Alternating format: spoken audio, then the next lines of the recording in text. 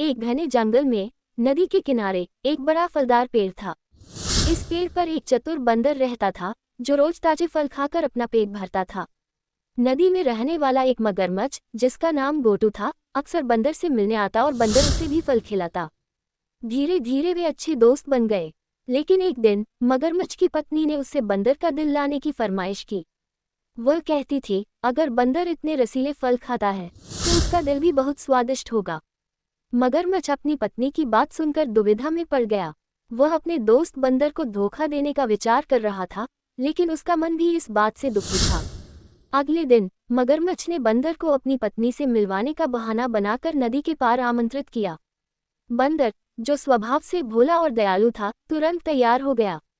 जैसे ही वे नदी के बीचों बीच पहुंचे, मगरमच्छ ने अपनी योजना का खुलासा किया।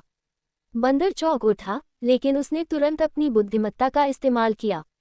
ओह, मैं तो अपना दिल पेड़ पर ही छोड़ आया, बंदर ने कहा। मुझे वापस पेड़ पर ले चलो ताकि मैं अपना दिल ला सकूं। मगरमच्छ, जो थोड़ा सीधा सादा था, बंदर की बातों में आ गया और उसे वापस पेड़ तक ले गया। जैसे ही वे पेड़ के पास पहुंचे, बंदर फुर्ती से पेड़ पर चढ़ गया और मगरमच्छ से बोला, तुम मेरे सच्चे दोस्त थे, लेकिन तुमने धोखा देने की कोशिश की। दिल तो हमेशा शरीर में ही होता है, ये तो मैंने तुमसे बचने के लिए कहा था। मगरमच्छ को अपनी गलती का एहसास हुआ और वह शर्मिंदा हो गया। उसने बंदर से माफी मांगी और वादा किया कि वह फिर कभी धोखा नहीं देगा। बंदर ने मगरमच्छ को माफ कर दिया, लेकिन उसने सावधानी बरतने का फैसला किया।